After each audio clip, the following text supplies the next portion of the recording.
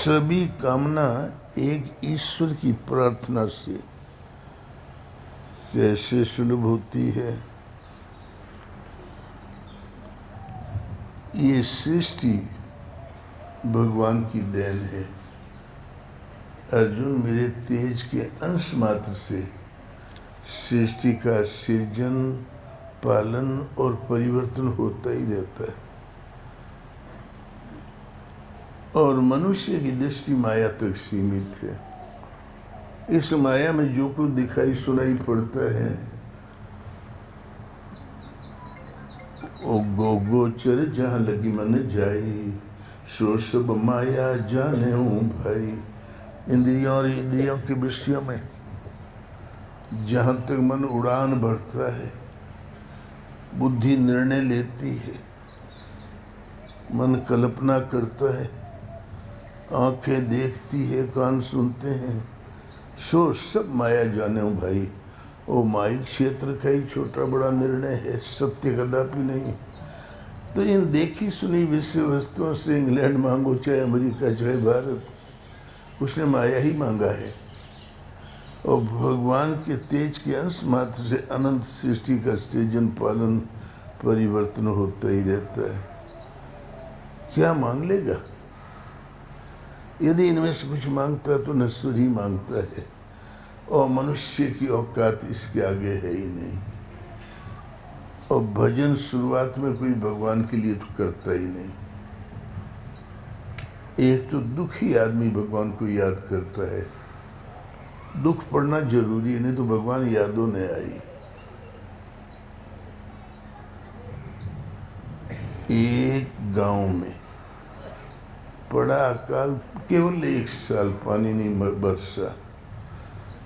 गांव भर दुखी, महात्मा के यहाँ डेरा डाल के बैठ गए। गांव भर सदैव सरसब्ज रहा गांव, केवल इस साल पानी नहीं बरसा। बोले, महाराज आप भी भगवान से प्रार्थना करें कि पानी बरसे। महाराज को भी दुख था, जो बच्चों को आधा पेट खा के बैठे देखा। उन्होंने भी भगवान से प्रार्थना किया, बरसा पानी, अच्छी फसल हो गई। तो जो नवाड़ी लड़के थे निकल गए बम्बई, कलकत्ता, हैदराबाद। फिर बुढ़वा लोग आने लगे, कुटियाँ आ रहे थे पहले ही की तरह। वहाँ से कमा के पैसा भेजा तो बुढ़वा लोग फिर महाराज के यहाँ नहीं जाए। तब घरी में खटिया में पड़े पड़े ताश खेले लगे, दरबार करे लगे। तो तब महात्मा ने कहा, भगवान आपकी व्यवस्था जो कुछ है बिल्कुल ठीक है। ये तो गांव भर नास्तिक हो गया। पहले जैसे चल रहा था वैसे ही कर डाले भगवान। फिर पड़ा अकाल 2-1 साल, तो फिर पहुंच गए सब।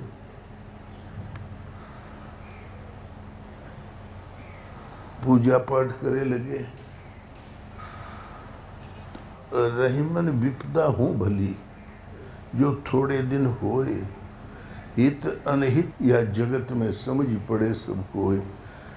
तो विपदा भी एक भगवान की ओर से भेजा हुआ परीक्षा तंत्र है। विपदा प्रहलाद पर पड़ी, विपदा मीरा पर पड़ी। वो भगवान के भगत थे, विपदा इन्हीं को देनी थी भगवान को। और इधर से आई विपदा, उधर से भगवान की ओर भेजा हुआ उपहार था। आज की विपदा और भविष्य का उन महापुरुष की महिमा मंडित हो गई कि जहर अमृत हो गया।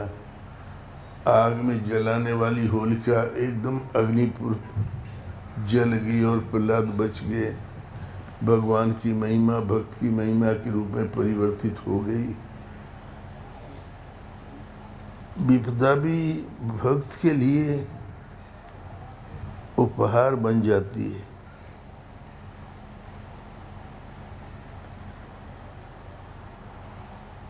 इसलिए विपदा से डरना तो नहीं चाहिए, भगवान की शरण हो जाना चाहिए। तो आर्त दुख निवारण चाहने वाला दुख है तो निवारण के लिए हम प्रार्थना करेंगे, भगवान की शरण जाएंगे। अर्थार्थी, अर्थ माने धन, दौलत, पुत्र, पौत्र, कन्या, रत्न का विवाह इत्यादि चाहने वाले। जिज्ञासु, मूलतः सत्य है क्या जानने की इच्छा वाले। और चौथा होता है ज्ञानी, वास्तव में साक्षात्कार के साथ, प्रत्यक्ष दर्शन के साथ मिलने वाली अनुभूति का नाम ज्ञान है। उससे जान लेने के बाद कुछ भी जानना शेष नहीं रहता। देखा ही नहीं तो ज्ञान किस बात का है? वो केवल्य ज्ञान, इसी का नाम अंतिम सिद्धि है। बस पांचवी कोई इच्छा हो भी नहीं सकती। 4 प्रकार के भक्त मुझे भजते हैं। वो मांगते हैं, मैं देता हूँ। और मांगने वालों का भी भिक्षा पात्र बहुत बड़ा होता है, पता नहीं क्या क्या मांगते हैं। स्वर्ग के आगे किसी की कल्पना भी नहीं गई आज तक। अर्जुन मुझे भजकर स्वर्ग तक की कामना करते हैं। वो मांगते हैं, मैं देता हूँ। ते तम भुक्त्वा स्वर्ग लोकम विशालम क्षीणे पुण्य मृत लोकम विसंति। वो विशाल स्वर्ग लोक का उपभोग करते हैं, इंद्र पद को विभूषित करते हैं। पुण्य क्षीण हो जाने पर वहीं गिर जाते हैं जहाँ से चलना आरंभ किया था। कि स्वर्गम स्वल्प अंत दुखदायी, थोड़े समय के लिए विश्राम स्थली है। वो नश्वर है स्वर्ग, उसका भी एक कार्यकाल, एक आयु है। आयु पूरी हुई तो स्वर्ग तो समाप्त, वो मिट गया, वो मर चुका।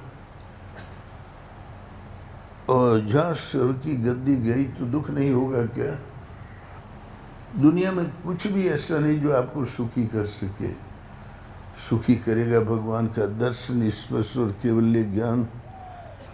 उस अमृत तत्व का साक्षात्कार और स्थिति भगवान से ही सब सुलभ है। तुलसी अपने राम को रीझ भजो चाहे खींच, ऊधो सूधो जामी है खेत पड़े को बीज। भगवान का सुमरन, खाना खाते, पानी पीते, सो जाते, भोजन बनाते, बच्चा खिलाते। भजन शरीर नहीं करता, स्मृति मन करता है।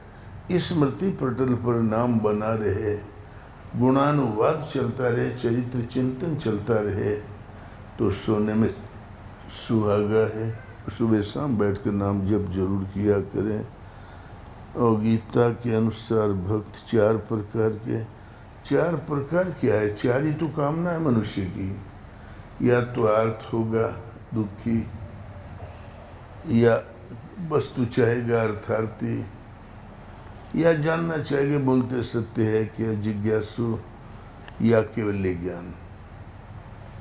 और 5वीं कोई वस्तु नहीं जिसकी हम कामना करें। कौन कामना करोगे? अधिक से अधिक कहोगे पापा मार ब्याह कर दो उससे, तो ये भी वही अर्थार्थी हो गया। और क्या हो गया? इसलिए सभी कामना एक ईश्वर से पूर्ण है। और जो खुद भूख मरे हैं वो क्या खाक देंगे?